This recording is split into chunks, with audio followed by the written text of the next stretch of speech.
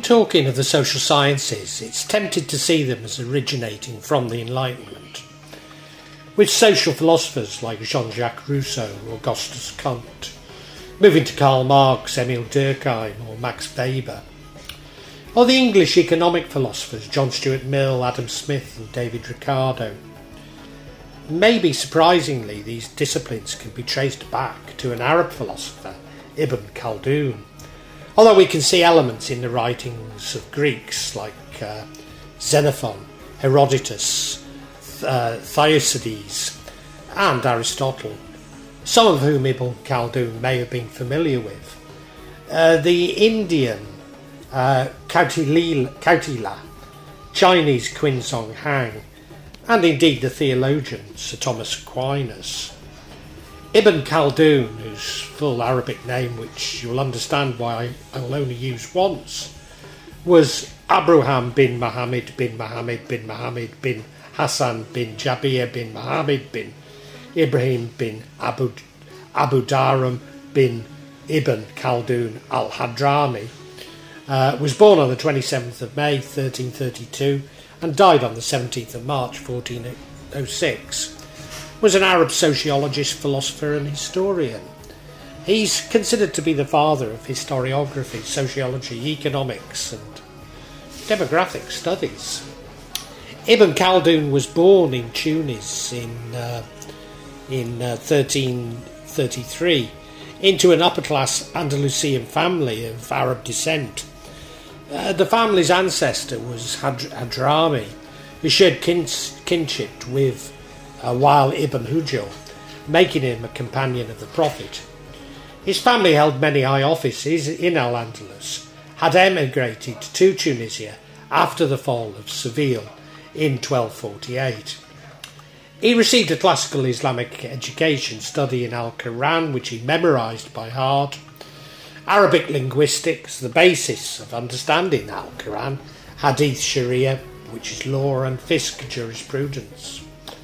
The mathematician and philosopher al-ʻIbar of Tlemcen introduced him to mathematics, logic and philosophy, in particular the work of Averroes, Ibn Sina, Razi and Tusi. At the age of 17 he lost both of his parents and indeed most of his teachers to the Black Death, that hit Tunis in 1348 and 1349. This had a major impact on his thoughts on apocalypse and society rebirth, maybe some of which have resonance with the contemporary crisis in the world today. The Black Death, followed by the Mongol conquest of Baghdad, represents an apocalypse to medieval Islam, plunging the Maghreb into a period not unlike that called the Dark Ages in Europe. The turbulent political situation in the Maghreb required skill in developing and dropping alliances to avoid falling with the short-lived regimes.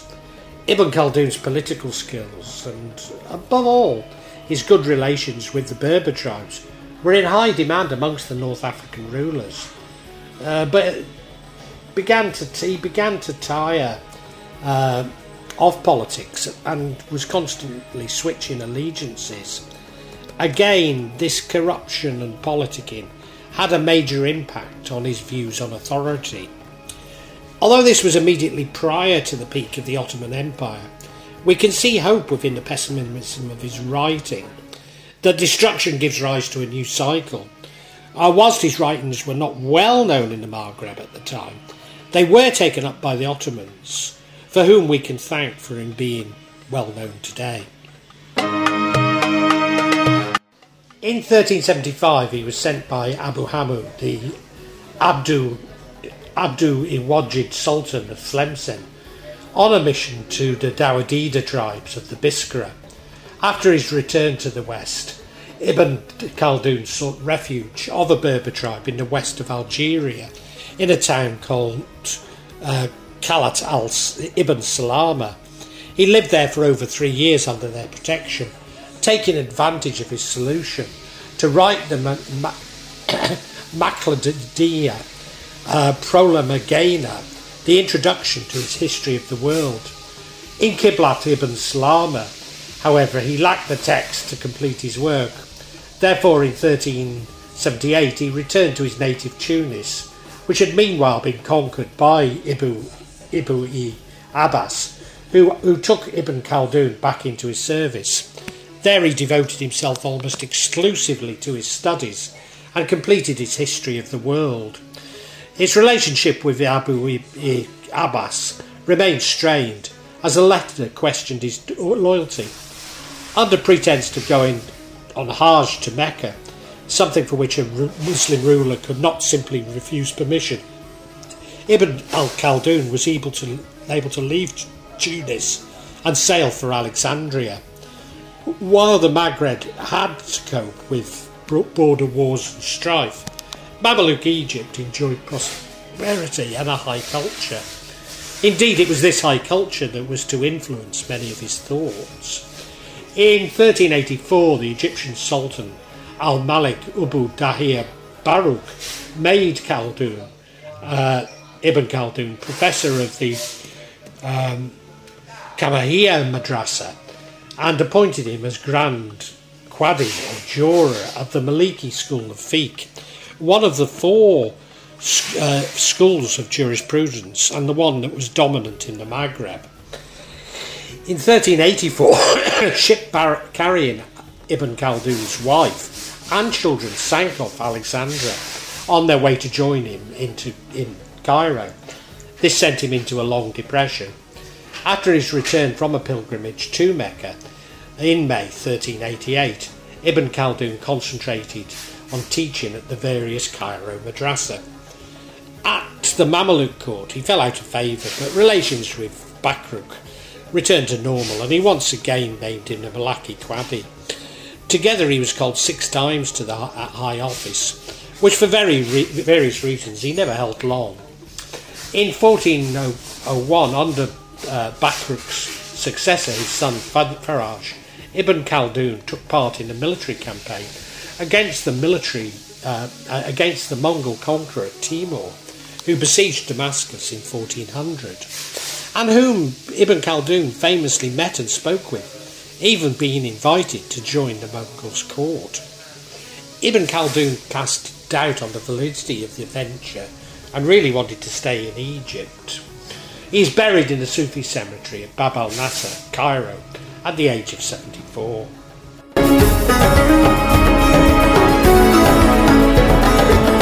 Al-ʻIbar, or Kitab al-ʻIbar wal Diwan al-Mutaba wal Kabar fi Tafkir al-Arab wal Abar Waman Ashraman Mindawi Ash'aban al-Abar, Book of Lessons, records of beginnings of events of history of the Arabs and the Berbers and their powerful contemporaries, and I'm not going to say that again, contains several books. Book 1, the Muqaddimah, which is the introduction but often treated as a work itself, is a socio-economic, geographical, university history of empires, the best known of his works. Books 2 to 5 are world history, up to the author's own time. Well, it wouldn't go past it, would it? And books 5 to 7, the histography of the Berbers of the Maghreb. Ibn Khaldun departs from the classical style of the Arab historian by synthesising multiple, sometimes contradictory sources, and they can sometimes also be erroneous, I'd say. Ibn Khaldun realised that he created a new discipline, Ilma ul-Umran, the science of culture, and was surprised that no one had previously addressed it. But this really introduced the discipline of sociology, as he described the dichotomy of sedentary life versus nomadic life, as well as the inevitable loss of power that occurs when warriors conquer a city.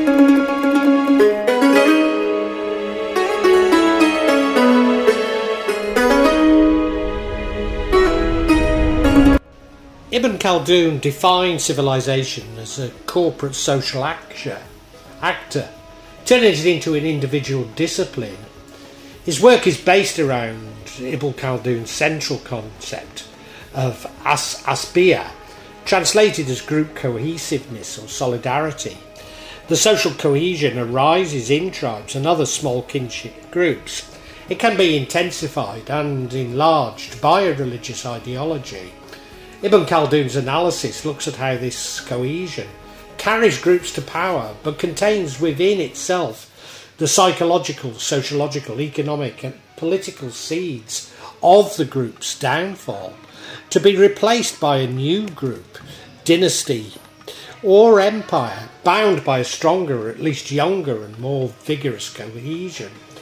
The most frequently cited observations from Ibn Khaldun is the concept that when a society becomes a great civilization, its high point is followed by a period of decay, a time of overindulgence and corruption. Sedentary culture is the goal of civilization. It means the end of its lifespan and brings about its corruption. And that was Ibn Khaldun. This means that the next cohesive group that conquers the diminished civilization is by comparison a group of barbarians.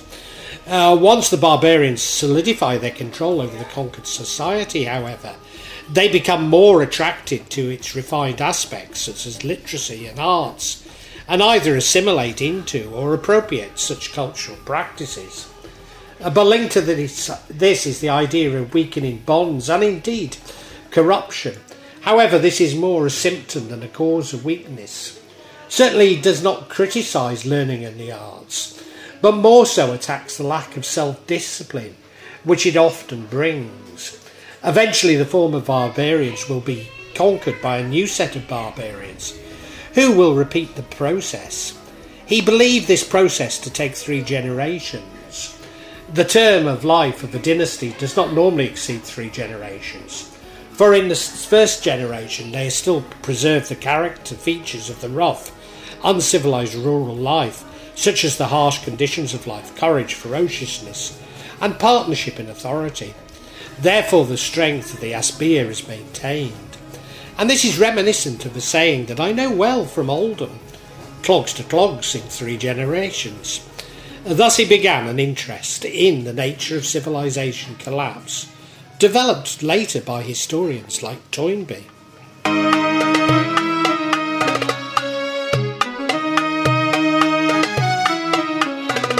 For Ibn Khaldun, the state was a necessity of human society to restrain injustice within the society. But the state's means is force, thus itself an injustice. All society must have a state governing them in order to establish a society. Civilization was a phenomenon that will be present as long as humans exist. He characterised the fulfilment of basic needs as the beginning of civilization. At the beginning, people will look for different ways of increasing productivity of basic needs, and expansion occurs. Later, the society starts becoming more sedentary and focuses more on crafting, arts, and the more refined characteristics. And to quote him, when incentive to inquire and obtain property is gone, people no longer make effort to acquire any. Those who infringe upon property rights commit an injustice. If this occurs repeatedly, all incentives to cultural enterprise are destroyed, and they cease utterly to make an effort. This leads to destruction and ruin of civilization. By the end of society, it will weaken, allowing another small group of individuals to come into control. The conquering group is described as an unsatisfied group within society itself, or a group of desert bandits that constantly attack other weaker or weakened societies.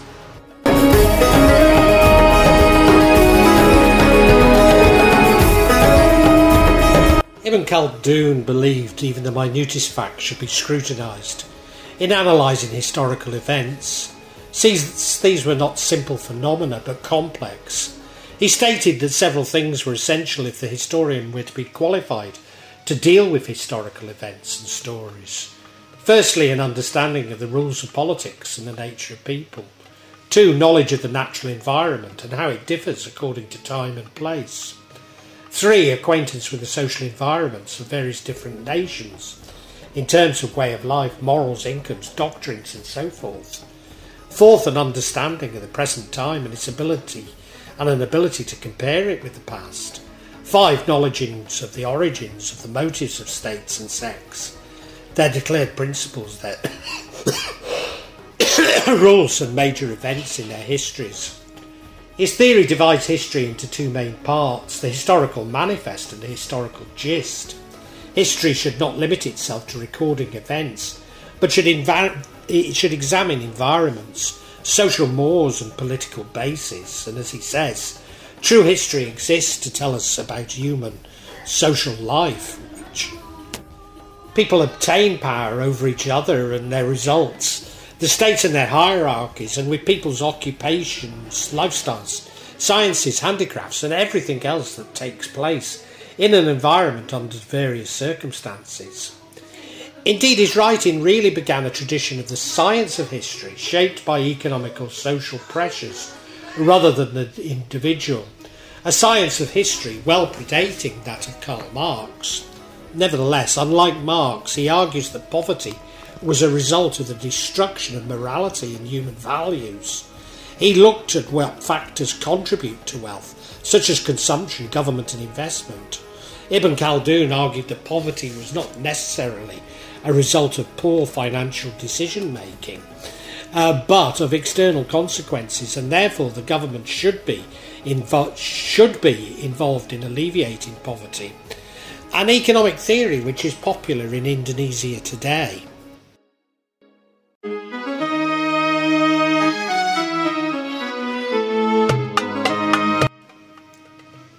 Society in its early stages is nomadic and primarily concerned with survival, whilst the society at a later stage is sedentary with greater achievement in crafts. A society with a sedentary culture and stable politics would be expected to have greater achievement in crafts and technology. Thus Ibn Khaldun's writings regarding the division of labour predate those of Adam Smith and indeed Karl Marx. He really develops a labour theory of value that profits are for the most derived from human labour. Ibn Khaldun divided all earnings into 2 categories, riba, gross earnings, and kasab, earning a living. Riba is earned when a man works for himself and sells his objects to others. Here the value must include the costs of raw materials and natural resources. Kasab is earned when a man works for himself. The craftsman transformed the value of more materials, but this is aided by mass production. Nevertheless, predating the thoughts of William Morris and certainly the Morris Company, he acknowledged that luxury goods are only being demanded in sedentary societies or cities. He shows how merchants create scarcity, hoarding to gauge prices, but also serves a function in the efficiency of distribution. And as he says, the merchant who knows his business will travel only with such goods that are generally needed by rich and poor, rulers and commoners alike. A general need makes for a large demand for his goods. It is more advantageous and more profitable for the merchant's enterprise that he will be able to take advantage of market fluctuations. If he brings goods from a country that is far away, merchandise becomes more valuable when merchants transport it from one country to another. When hoarding exists, he believes that private property is no longer a positive thing, especially on basic goods like grain. The day I wrote this was before the start of Ramadan. I was struck by the lack of rice and its high price in the supermarket, illustrating how the creation of scarcity and price gouging is still very much a part of modern society. Ibn Khaldun laid the foundation of what John Maynard Keynes named aggregate effective demand, the multiplier effect and the equality of income and expenditure. When there is more total demand as population increases, this is more productive, profits, customs and taxes. The upward cycle of growth continues as civilization flourishes, and a new wave of total demand is created for crafts and luxury products. And Ibn Khaldun again, the value realised from them increases, and as a result, profits are again multiplied in the town. Production there is thriving even more than before, and so it goes with the second and third increase. People's wealth therefore increases and their riches grow. The customs and way of luxury multiplied, and the various kinds of grafts are firmly established amongst them. The concept of the multiplier was of course later developed and expanded by several economists, but in particular John Maynard Keynes.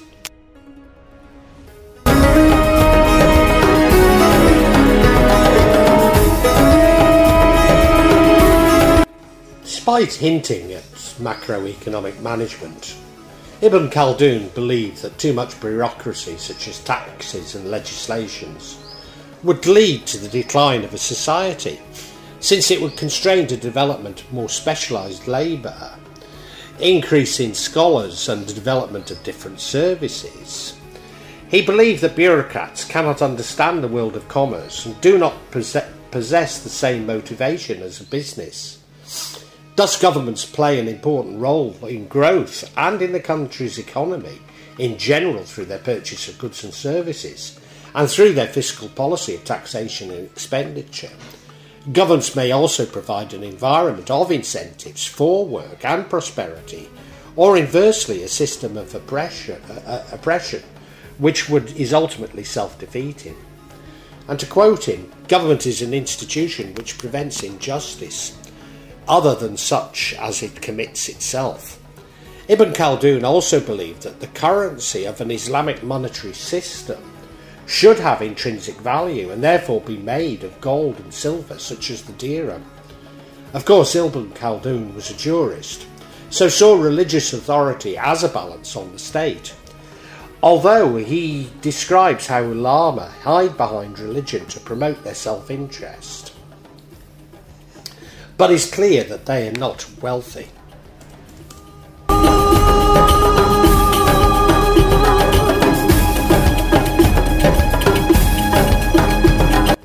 Although Ibn Khaldun was a devout Muslim, he never mentions any celestial aim for history or any divine end at which history would come to stop.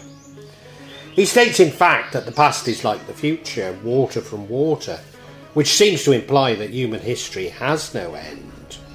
Ibn Khaldun went further to criticise other historians for imposing metaphysical ideas upon historical events, to make the latter appear subordinate to the gods or to divine providence, turning history, properly a science, into something more closely akin to the arts and literature. Ibn Khaldun's view on science followed the traditional division of sciences. The non-religious sciences are further divided into useful and non-useful sciences, mainly the occult sciences such as magic, alchemy and astrology. In the Muqaddimah, Ibn Khaldun reports on all sciences up to his time, with examples and quotations. He makes it a point to refute magic, alchemy, astrology and philosophy in his book. Nevertheless, Ibn Khaldun's epistemology attempted to reconcile mysticism with theology by dividing science into two different categories: the religious science that regards the science of the Quran and the non-religious science. Ibn Khaldun's view on philosophy is similar to that of al-Ghazali, as he attempts to reconcile mysticism and theology. He further classified the non-religious sciences into intellectual sciences such as logic, arithmetic, geometry, astronomy, etc., and as auxiliary sciences such as language, literature, poetry, etc. He also suggested the possibility of more divisions will appear in future with different societies. He tried to adopt this to all possible societies' cultural behaviour and influence in education, economics and politics. Ibn Khaldun criticised Neoplatonist philosophy and asserted that the hierarchy of being and progression towards the necessary being or God is not possible without revelation. Indeed, he believed that if a person maintains good faith and is stripped of the desire to create a new religion and strives to separate himself from the sensory world, he will be able to approach the divine essence, and the ideas of scholars will appear to him clearly. But if he strives in this detachment and mysticism out of desire to excel over others, he will cannot communicate with God, but with demons. The human spirit is able to see some things of the future through vision, but on the condition that the spirit is completely upright, very pious and pure. Otherwise the vision will come from devils. Orientalists regard him as a unique work in a sort of self-proclaimed wisdom, rather than a successor of traditional sciences. Portray him as a precursor to Western-style science instead. Ibn Khaldun has been called a proto-Marxist or proto-Weberian, as though he was not the successor of thousands who existed in the history of Islamic science. Furthermore, it'd be wrong to see Ibn Khaldun as a modern thinker. He was very much a product of his time, and perhaps it's most obvious in his racism towards black Africans. But what strikes me is his attitudes towards leaders and the led. That man needs leading, but the leaders have an obligation to be just. Sentiments I'm all too familiar with in Indonesia, where, as I say, Ibn Khaldun is revered.